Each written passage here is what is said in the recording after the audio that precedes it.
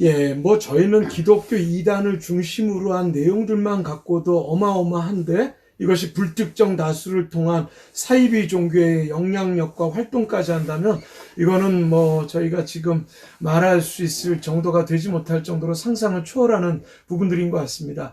그래서 대략 저희가 확인을 해봤더니 아까도 말씀드렸지만 한국 땅이 땅덩어리의 퍼센테이지로는 이단 사이비 종교가 가장 많다. 그래서 2단으로 규정되어진 단체만 대략 오늘 제가 오전에 한번 좀 정리를 해봤더니 한 50여 곳 정도가 되는 것 같고요.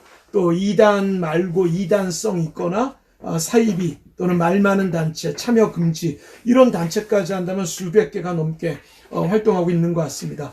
혹시 그 명단에 대해서 궁금하신 분들이 있다면 포털에 가셔서 현대 종교라고 치시면 저희 홈페이지 안에 주요 교단 결의표라고 있는데 그걸 보시면 기역, 니은, 디귿 순서대로 해서 문제가 되어지는 단체에 대해서 왜 이 단체에 대한 문제 제기를 했는가 일목요연하게 표로 나와 있습니다. 그래서 그걸 봐주시면 좋겠는데 그 상황이 좀 심각한 게 한 달에 기독교인들만 이단에 빠져지는 사람들이 1만 명입니다.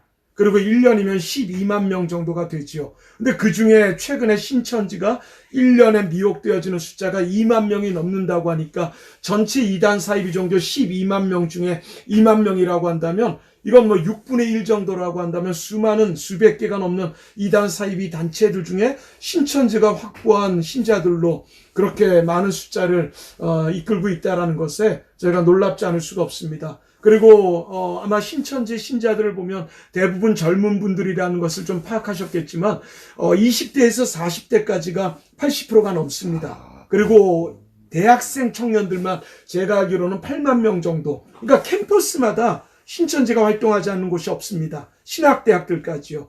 그중에 저희가 대략 확인했던 바로는 공주대학교, 한남대학교가 한 200여 명, 충남대학교가 한 350에서 400명. 그리고 가장 많이 신천지가 활동하는 곳이 전라도 광주입니다. 그래서 광주의 베드로 지파라고 하는 이 지파의 신자 숫자는 부산의 신천지 지파가 2개가 있는데 이 두 지파를 합한 숫자보다 훨씬 더 많습니다. 근데 이 광주에는 아시다시피 전남대 조선대학교가 있는데요. 제가 우리 목사님들을 만나러 광주에 갔더니 목사님들이 하시는 말씀이 소장님, 우리 광주는 역사적으로도 참 아픈 도시이지만 왜 이렇게 이단 문제로 이렇게 힘든지 모르겠습니다.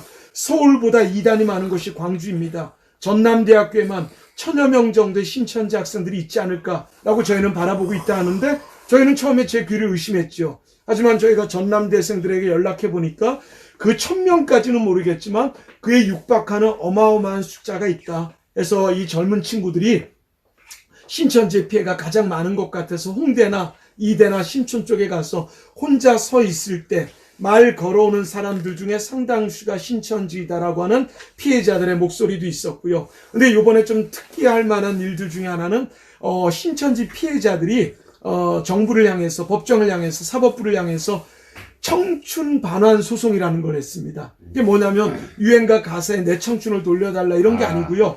신천지로 인해서 청년 때 어려웠었던 일들을 겪었던 걸 나라에서 보상해달라. 신천지가 배상해달라. 그런데 이번에 서산지방법원에서 500만 원 일부 승소의 판결이 났습니다. 의미가 큰 겁니다.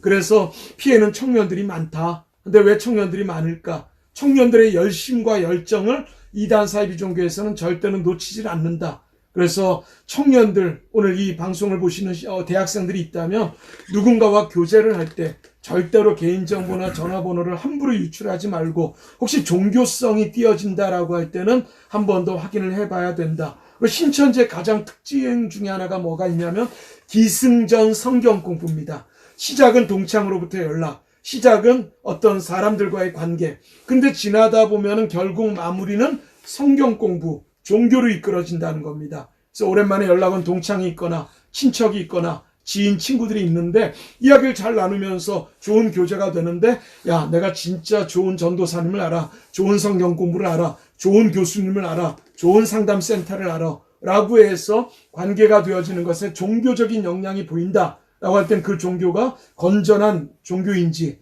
불건전한 종교인지 여부를 확인한 것 하나만 해도 절대로 사이비 종교에 빠져지지 않는 중요한 팁이 될 수 있는 것 같아서 말씀드리면서 하여튼 현황은 대략 200만 명 정도의 피해자들이 이 땅에 있다는 것, 대한민국 국민들 안에 그래서 전 세계까지 하면 더 많고요.